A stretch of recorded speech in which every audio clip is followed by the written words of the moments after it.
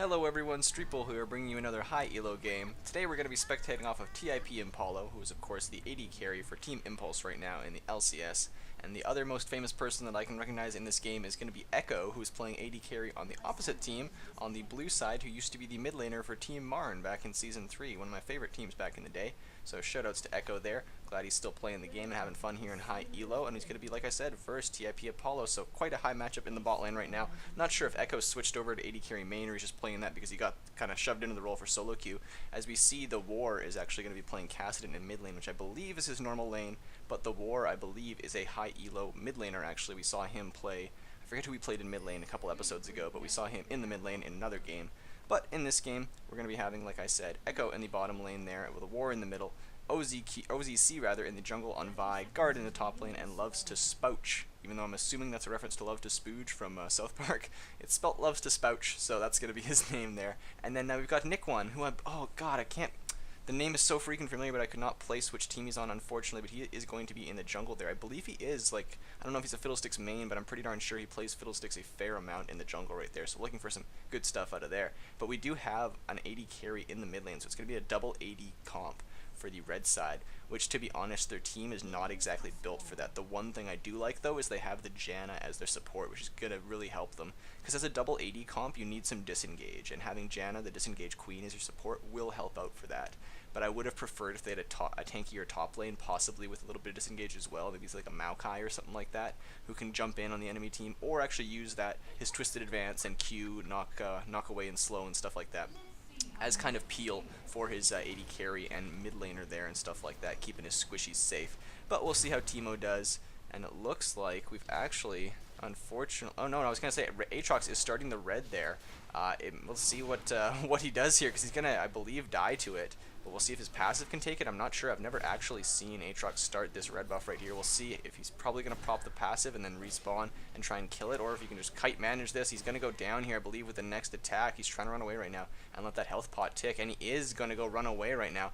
And that's the interesting thing. I've seen this several times in high elo so far, where these top laners try and start something, or like the jungler will try and start something, and practice it in a custom, practice it in a normal, see if it actually works. I mean, maybe he did and it worked somehow, but right there, it really looked like I was saying, he's not close enough, and by the time the passive respawns, I don't think it works like Sion's does, where the mob still stays kind of aggro to you and at the same HP. I think it would have leashed back, and I don't know, even if he did respawn there with the passive, if he would have had enough HP to finish it off. So I'm really unsure what Gaurd was doing right there. And like I said before, about 10 seconds ago, if you're going to try something like that, practice it in a custom or practice it in a normal, see if it actually works before you get into a real game, because now Teemo is going to be a little bit ahead in lane. Not to say that Aatrox wouldn't have been kind of shot out by Teemo a bit early here, because Teemo's quite annoying early, especially when you're a melee champion that can get affected by that blind. But I still feel like Aatrox would have had a lot better chance even if you want to start something like the jungle camp or something like that. Don't start the red, start an actual jungle camp, and then hopefully you won't die to it, because the red is pretty strong. Without having a smite there, you're not going to get your HP back. So I'm just sorry to continue to harp on this, but I'm really still confused over what Gaurd was doing in the top lane there, trying to get back in the lane here against Teemo with the blind, and get some good poison damage trade on there. Like I said, Teemo's super annoying in the early game, but Aatrox should be able to kind of help the team a little bit more once they scale up here. But so far, Nikkone Fiddlesticks is getting way more HP, or more XP, excuse me, or CS rather. Wrong button, or wrong names here. But Fiddlesticks gonna try and get a kill here on Aatrox. Aatrox moving around the other side, but actually Fiddle flashes for it, which is probably a good idea. There's lots of passive in the Bloodwell though for Gaurd, and he flashes away from the drain. There's the flash from Teemo, and that'll be the first blood. So 3 flashes burnt, 1 from Teemo, 1 from Fiddlesticks, and 1 from Aatrox, but they end up picking up the kill, and Teemo actually didn't even get his ignite off, so he ends up burning the flash, but he'll have that ignite for next time they're in lane there. And that's another thing that I guess I haven't pointed out, is the fact that Aatrox does have a teleport, and Teemo only has his ignite. So that's why Aatrox was trying to start with a jungle camp, because you can use your teleport to get an advantage in lane, hit level 2 first, which I love to do, but I like to take an actual jungle camp instead of a full buff camp, because the buff camps are super strong unless you are like a Sion passive or something like that. Then you can take it, but with the Aatrox, I just don't think so. And like I was saying before, I think that Gaurd probably should have tested that in a custom or a normal before he tried it in a real game, because he put himself a little bit behind Teemo there, and then Fiddlesticks capitalized on that by getting an early gank off. And we see that Fiddlesticks opted for the Amp Tomb early, because Fiddle is one of the only junglers that can get away with not starting a jungler item right there, the Butcher's Knife, I believe is what it's called. can just go straight for a Doran's Ring or straight for flat AP with that Amp Tomb because of the sustain he has from his lifesteal, his little kind of drain right there. And Moonway is trying to make something happen on the war because the war is going to be in a sticky situation until he hits level 6. Ezreal should be able to straight bully out Kassadin because Kassadin, of course, is a melee champion. Once he hits level 6, he'll be able to jump in and start making effective trades onto Ezreal, but for now, Ezreal's just going to be dominating him in CS, and it's Kassadin's job just to stay alive. As you can see, he opted to pick up an early cloth armor, which is probably a good idea. It's going to limit his power spike a little bit, but it'll keep him alive and allow him to survive until he can actually hit that point where he's level 6 and can trade. But here comes Aatrox making a roam down, and Ezreal might get jumped on. He has to E away, but in the bot lane, Nikkone is also making a gank, and Echo is going to get jumped on. Lovestospouch is probably going to go down here trying to kite away as much as he can, try and save his AD carry, and he does. Echo survives, but Lovestospouch goes down, doesn't even bother burning his flash there, and has Ignite as the summoner spell. Ezreal arcane shifting away, getting some good trade damage onto Vi as she cuts through the middle right there. But Fiddlesticks is going to be taking out the Kalista Ghost, and then spotting out the ward being placed there by Vi. So they'll know where they are, but they'll also know where Fiddlesticks is because of those Kalista Ghosts, so well placed by Echo right there, spotting out the enemy jungler. But in the meanwhile, when Aatrox was roaming this entire time, unfortunately they didn't get anything for it. I mean, Ezreal burned his flash, so that's something, but in top the entire time, Teemo was just free farming, which is not what you want to see. Although Teemo doesn't scale into the late game that well, it's still not good to let him free farm because he can be super annoying if he has a few kills. So 2 assists so far coming out from Fiddlesticks. Like I said, he started with that Amp Tomb, still has yet to go back to buy. Been spending a lot of time just roaming around the map so far. And as we mentioned, Fiddlesticks, as long as you have mana, you can get your health back with that drain. So he's spending a lot of time on the map before continuing back with his first buy. And I don't think they want to trade right now. I was gonna say Fiddlesticks is gonna be way weaker, and that's the problem with spending so much time out on the map, is you have a bunch of gold to spend and you haven't spent it. So Vi is way ahead of Fiddle in items, even though Fiddle actually has more gold than Vi. He hadn't spent any of it yet, and that's why it was a bad idea to start trading right there. But Manco might get Gaurd here. He doesn't have his flash up. He didn't use his Ignite, actually. Probably could have gotten the kill if he had ignited earlier. Not sure if he was in range for it, but decided just to hold on to that and just bully Aatrox out, which is what I was saying before is not what you want, because Aatrox is going to have a hard time farming and getting back in the game. And if Aatrox is behind, he's really not that good of a champion. You need to be either even or ahead to be pretty darn good on Aatrox, because he does have to kind of go in and lifesteal his way through fights, kind of. So if you don't have the items to keep that lifesteal up, you could go down pretty darn early in a fight. And that's what I'm kind of worried about so far from Gaurd. He's used all of his teleports so far just to get back to lane. Now his CS isn't that lacking right now, considering Teemo spent most of the time in lane. Actually forces Teemo to run away, canceling his back right there, wasting a little bit of time. So that was a nice little cheeky play there from Gaurd. You always want to try and stop someone's back if you can do it safely, because it's just a nice little bit of wasted time there. And Teemo is going to lose a few CS and some experience as he runs back into lane, but he looks like he might be going for his Zonias, which is probably a pretty good idea coming from Teemo, as they are a fairly AD heavy team. Kassadin really the only AP other than Annie, of course, on the blue side right now, but it'll allow Teemo to kind of go in there or start making picks or something like that, have Teemo camp in a bush, and then try and all-in somebody and Zonias through while the poison ticks away. Echo trying to zone out right now as Nikkone is trying to make a play on Dragon right here, but again, I think it's a bad idea. And exactly like we see right now, there's the ultimate from Vi. Annie doesn't even bother using that many spells. I think she just used her Q to get the stun off. Annie flashes away actually from Apollo. Apollo getting good trade damage in with Graves. He does have the BF sword over Kalista right now, but the war is reasonably strong as well. He's level 6 by now. There's the ultimate from Ezreal, actually misses everybody, but it's going to get his passive up to 5, and he actually goes over the wall there and gets Vi. He is going to kill her with that red buff. Annie does not have a flash up now. She needs to be very careful. She might just go straight down right here, and they do pick up the double kill. It's going to be Ezreal, who opted to go for the Blade of the Rune King first. Still has his Bilgewater Cutlass, of course, hasn't finished the full item yet, but still an interesting build coming up from Ezreal right there. Going to be doing a lot of health damage, and he actually trades to try and bait in for Manco. Let's see if Manco, he flashes forward, gets the Ignite, and the dot damage should be enough to take down Kassadin. He's got a pot ticking, but it is going to be enough. The war goes down. Passive pop from Gaurd. Great bait there by Moonway, bringing in Manco from the side. Manco forces the flash and the Ignite, and they pick up 2 kills in the mid lane there. Great job from Moonway. He was too juicy not to jump in on for Aatrox and Kassadin, and it was just a straight bait for Teemo coming in from the top lane, and they should be able to get some good damage on the turret here, if not straight up take it. Vi, good job using her denting blows, or not denting blows, excuse me, her excessive force to try and clear the minion wave right there. But she's going to go down for her troubles, and you need to be super careful. I always say this, if your turret is close to dead, just let it die. Don't defend it and give up your life. And that's the thing that Vi did right there, unfortunately. She did a good job of clearing minion waves, but got a little bit too greedy. Right after she had cleared that wave, she should have just straight backed off. And Fiddlesticks might be making a gank here. There's the ultimate Echo underneath the turret. It's going to go down here, and Fiddle flashes out, but he's going to go down as well. It's a 1-for-1 trade, but luckily for the red side, it's Annie that picks up the kill and not Kalista. Now, Annie isn't exactly the best support to get these kills on if you are the opposite team, because a support Annie with a bunch of kills is going to be really annoying to face. But it's better than Kalista, because you do not want Kalista to scale up nicely. She is not that strong right now. Graves definitely beats her right now. He's got way more burst damage, and Kalista really comes into play once she gets a few items. Then she starts becoming a monster and can actually start doing really cool kiting things and stuff like that. But Fiddlesticks making a great gank, ulting over the wall right underneath the turret. He ends up dying, but he does pick up the kill there and is trying to get his AD carry fed. Good tornado away from Janna, stopping the Vault Breaker from Vi, but Vi is just going to turn her attention to the Scuttle Crab, try and get her team some vision as well as some movement speed there in the river. And Aatrox is going in to invade the enemy jungle here pretty deep. We'll see what he tries to do. He might be trying to jump Fiddlesticks here at the red buff, but Fiddlesticks is just going to run right by. There is a ward on the opposite side on the Krugs there for the top lane, as we were mentioning, but Aatrox is going to start this. Actually, Fiddlesticks may be able to grab him right here. We'll see what they do. They do not see him, actually. They're just going to leave him there to take the red buff for himself. So this is a bit of a better plan. I still don't like the fact how he doesn't have wards. I mean, he does have a ward around the Krugs, but that's about it. I would have liked to see a ward right about here in this brush to keep himself safe, or possibly over here, but I feel like that vision is just enough, barely, but still risky take, but it pays off there, as Fiddlesticks did not even see his red being taken. So that'll be really strong on Aatrox, and here's the engage. Moonway might go down. He has to flash the Q, or the E there from Aatrox, excuse me. But in the meantime, in top lane, Teemo is free farming and pushing turrets. So good roam by Aatrox to get a kill onto Ezreal right there. Ezreal getting baited in, and Ezreal actually opting for the late tier. He picked up the Bilgewater Cutlass first and is now stacking his tier. So interesting item choice there from Ezreal. Usually you want to stack that tier as early as possible, but I guess he felt he needed the combat stats of the Bilgewater Cutlass for those early fight, and it paid off because he got himself some kills.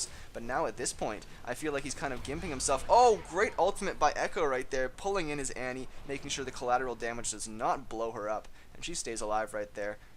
She's got very low health, so she needs to be careful. Here's the Ezreal ult. Oh my god, there it is. What a snipe. Lovestospouch accidentally jukes right into the ultimate. Beautiful shot by Moonway, and that's what I love to see, and I say this all the time. One of my favorite things in the game is global AD carry ultimates. It doesn't matter, especially on someone like Ezreal, who can limit the cooldown with his Q. The cooldown is decreased by 1 second each time he lands a Q. So shoot that out and try and snipe somebody across the map. Do the same thing with Jinx ult. Do the same thing with Draven ult. If you don't have a team fight directly coming up in the next minute or so, in the next 45 seconds, use that ult and try and snipe somebody, because you miss 100% of the shots that you don't take. Moonway taking a chance right there, and it pays off. So great snipe by Moonway. A lot of players would have just held on to that ultimate, but it's specifically on Ezreal, like I said, because he has the cooldown kind of stoppage there. But here comes Nikkone. They do see them in the side there. Oh, ZQ going right in, and there's the ultimate onto Nikkone, but he needs to be careful. He jumped into 3 people. Kassadin and Annie from the side, but he might go down. There's the arcane shift over the wall from Moonway, and that's going to be a 5-1-2 Ezreal so far. Ezreal being a monster in mid. His CS is slightly lacking, but he's been making up for it in kills for sure. And in top lane, Teemo got the turret, but so did Aatrox right there, so it's kind of even in top lane, although Teemo does have 3 kills and a nice haunting, guys. But here comes Aatrox again to try and make a play on Ezreal. Deja vu right here. He doesn't have the flash this time, and that's going to be another dead Ezreal. Even with the flash before, it was still Aatrox coming in for the kill, and the sad part is they actually, I believe, did have a ward. No, excuse me, the ward was actually in the side brush, so they need to place a ward right here instead, or possibly over there, one up there. They need to get something so they don't get ganked from the same direction again, because that is the second time Ezreal died both times there so far. Whoa, Aatrox going ham onto Janna. I don't know if that's the person you want. Janna using the monsoon away, going to keep herself alive. Actually has to burn the flash. Didn't use the exhaust either. I think she probably could have gotten away with exhausting and just using her ultimate. Saved the long flash cooldown, but she decides to burn the flash and the ultimate, keeping herself alive. Playing it safe. And they get the turret there. The blue side does. But TiP Apollo, there we go. Impulsively, right smacks him in the face there. Oh, and another snipe popping the passive of Gaurd. Ezreal's ultimates have been on point so far this game, and his Manamune is finished, so he's going to be stacking that as fast as possible to get to the Manamure, or whatever the heck it's called there, or the Muramana rather, the fully completed one where you can turn the active on and do crazy damage with your poke. And they're going to try and end this game as fast as possible. With a double AD comp, you want to be pushing down those turrets super fast. Here comes Vi to try and make a play. Her ult is not up though, so she's just going to queue back underneath the turret and try and clear waves right now. But like I was saying, when you have 2 AD carries, you can take down turrets super fast like this. There's the ultimate from Tibbers, or from Annie, excuse me, but Annie's going to get blown up immediately from the side. Ecco is just a back off. They take a turret for free, and they could close this game out pretty darn quick here. Like I said, the double AD carry comp is so good at killing turrets, and when your team's ahead like this, you just want to force things down in this mid game. The waves are pushing in top and bottom. Bottom actually might get pushed back there by the blue side. They got a nice wave coming up, and Aatrox is going to be sent up to the top lane. He does have his teleport up, so they need to be careful about that if they want to engage a fight. But they are playing it really well right now, rotating as a team actually. Might be trying to set something up. They're going to get by here, get that red buff onto one of their AD carries preferably. She actually flashes away, and Manco is going to pick up the kill there with the dot damage. It's going to be a Teemo with a red buff, which is just as annoying. Not only is there the dot damage, the true damage there from red buff, as well as his regular poisons and stuff, but the slow, and he is going to be able to just chase away Kassadin right there. Kassadin defensive rift walking, and Graves will be farming in bottom lane nicely. And as we see, Graves has the most CS in the game so far at a nice 130 and 206. So even though he hasn't gotten the most kills, he's been making up for it a little bit in CS, and he is sitting pretty on that infinity edge right now. Going back to base to pick himself up something nice. We'll see what he decides to grab right now. And he goes for the Zeal right there and grabs his Zerker Greaves, so he's going to have a lot of attack speed as well as some movement speed to get himself in place to get those dash QRs going. You can also kite around super fast because of the Graves passive. The more attack speed you have, the tankier you're going to be in those elongated team fights. So it's going to be really strong for him, and it looks like Fiddlesticks is going to be rushing the Rabadon's death cap, so very aggressive build from Fiddle, but it looks like he wants to end the game right away. Ezreal in the top lane there, going to be taking the Krugs and then taking some CS for himself as he shoves the wave to manage the map here, get some map movement. Both AD carries in the side lanes right now, just shoving, getting some nice CS, which is exactly what you want to see, especially on Ezreal, who right now is behind in CS a bit. But here comes Nikkone. They are engaged, and they need to be careful right now because their 2 AD carries are not on this side of the map, so Nikkone is going to get a kill. Janna tries to monsoon them away. Teemo going to get ulted right now. He's lucky that Vi ulted Teemo when the rest of the team was chasing Janna. They really should have all just focused Teemo because Janna's way harder to get to, and there we go. They finally do focus Teemo, and that's going to be a kill. Unfortunately, a bad engage by Nikkone, not in that he doesn't pick up the kill there, but his 2 AD carries were not there. You have an AD carry in top lane and an AD carry in bot lane. Why would you try and fight? And Apollo might get caught out right here. He is away from his team, uses the smoke screen, but he's going to try and just kite himself away, and they want to stay safe right now as it is a 4v3, so it's still a reasonably close battle. But unfortunately, Nikkone right there, not exactly the best idea. Like I said, he did pick up a kill, but he traded his own life for it, and then Teemo ended up dying, Janna barely surviving from that. When your team is split up, specifically if you're an AD carry comp and both your AD carries aren't there, don't fight. Even if you can get a pick like that. Nikkone unfortunately trading 1 for 1, and when you're ahead, 2 for 1, excuse me. When you're ahead, 2 for 1's terrible in any situation, even when you're behind. But 1 for 1 is worse if you're ahead than if you're behind. So unfortunately, I don't really like that trade there for Nikkone. Should have been a little bit more passive right now. But I can understand why he's kind of looking to end the game here quickly. They have a decent little power spike right now, but moonway walking right into Gaurd right now, and this is not what you want to do. He gets knocked up there. I don't believe he has the arcane shift. No, he doesn't. Nikkone going to go down here. No, Ecco might get the kill. Wow, the drain is absolutely absurd. They nerfed the drain range on Fiddlesticks, but they did not nerf how much it drains. And we saw right there, Ecco standing in the drain, gets murdered, even though he's, like I said before, Kalista doesn't exactly have the most damage right now. Gaurd trying to make a play on Apollo. Apollo kiting for his life, getting the damage. He gets the blue buff, actually, and gets the kill on Aatrox. Can he get away? Nope. Kassadin Rift walks with the last bit of mana, picking up the blue buff. And that will be a trade there, but Apollo was fighting 1 versus 2 right there, so that's actually not too bad. If you trade 1 for 1 in a 1v2, it's not too bad. They got 20 seconds of a dead Aatrox, and they might be able to take the dragon here, which is spawning in 15 seconds. There's the ultimate from Ezreal. Will it hit? Will it hit? Will it hit? Will it hit? Oh my god, last second. No, it does not. Ezreal going for another snipe right there, but the war just barely staying alive. That would have been hilarious if Ezreal had avenged himself after respawning from across the map.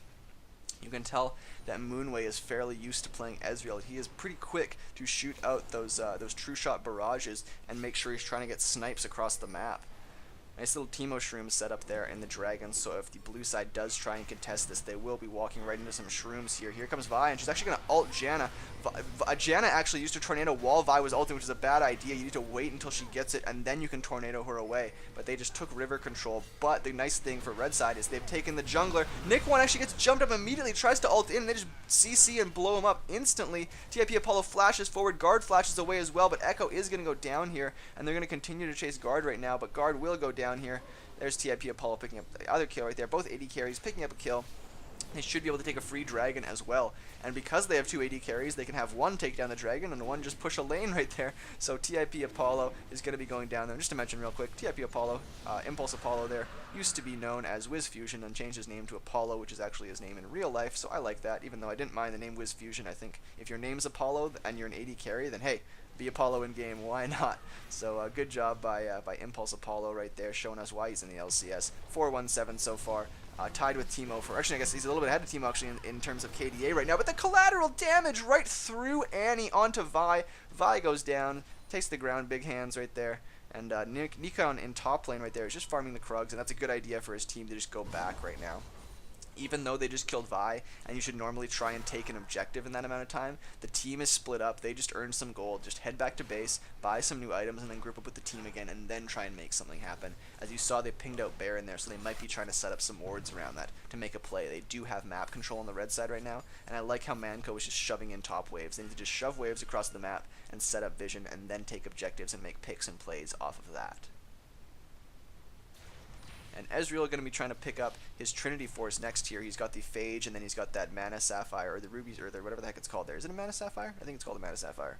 Sapphire Crystal, excuse me. The Sapphire Crystal there, going to be turned into a Sheen, finishing off the Triforce, but he is just sitting on that Bilgewater right now. It seems like he didn't want to finish off the Blade of the Rune King. It takes a fair amount of gold to finish off the Blade of the Rune King, and after you get the Bilgewater, the only build path is 2 daggers, which is not exactly what you want on Ezreal. So I don't mind the fact that he's sitting on it, but usually what people do is they'll sit on the Bilgewater and then finish it off once they have the gold to do that. But it seems like he's just sitting on the Bilgewater and wants to finish off that Mana Mune, and then he's going to go straight into Trinity Force, which is usually what you do beforehand. Like, you would usually just go, I'll pick that tier, I'll stack the tier first, and then I'll go straight into Triforce from that. And actually a defensive jump away from Aatrox. Aatrox trying to trade with Teemo, but Teemo is going to win that every time with that blind. And the war actually might get caught out right here. He does have his ultimate, but Ezreal, excuse me, is going to be staying safe right now because he doesn't want to get jumped on by that mobility boots Annie right now, who does have her passive stun up. But right behind them, trying to get a flank off, is Graves and Fiddlesticks. We'll see what they try and do. The bot wave is slowly pushing in. To be honest, I'd like to see them just do that, but there's an ultimate onto Nikkone. There's the smoke screen. I need to be careful right now. Really good Annie ultimate, but Apollo is playing frontline for his jungler right now, and they are just ignoring him, and he is just doing monstrous amounts of damage. They tunnel visioned on Nikkone, and this is going to be an absolute massacre. That's an ace there for the red side, and they can just push this in. They should go to bot lane right now. I don't know where they're going. Just go to bot lane and push in the turret, and that's the surrender anyway, so it doesn't even matter what they decide to do right there. Blue side giving it up after that ace, but that ace was super clean and really good play by. I was really impressed with Teemo and Apollo, of course. Everybody on the blue side played, or sorry, on the red side, excuse me, played extremely well. But Apollo going man mode there at the end, and let's not forget the Magi stacking Janna right there, who bought her Magi's a little bit late. If she had bought it early, she would have it fully stacked, and it would have been glorious. But hey, 0017, you're absolute monster right now. Actually, maybe it is fully stacked. Excuse me. Let me just say, I think it is actually fully stacked. Where is, oh no, sorry, 17, I guess, right there, but, I guess because it's 17 kills, but, excuse me, regardless, having a Mejai's on a 0-death Janna, super strong. The red side playing that team comp extremely well. Like I mentioned before, with the double AD comp, having that Janna for disengage is super, super helpful, but really their team just kind of won in lane phase and then snowballed from there. Super good job in top lane by Teemo, and TiP Apollo is a monster on that Graves, kicking Ecco in the butt. Unfortunately, Ecco didn't have the time to scale. Kassadin didn't really have the time to scale, excuse me. His Rod of Age is not even completely stacked, and you can see the item difference for the red side. Really good game from both sides, but red team picking up the win here, getting themselves some LP. So thank you guys so much for watching. Once again, my name is Streetbowl. You can find me on Twitter at Streetbowl. You can find me on youtube.com/Streetbowl. I cast these pretty much every day, or I try to at least. So thank you guys so much for watching, and we'll see you guys next time.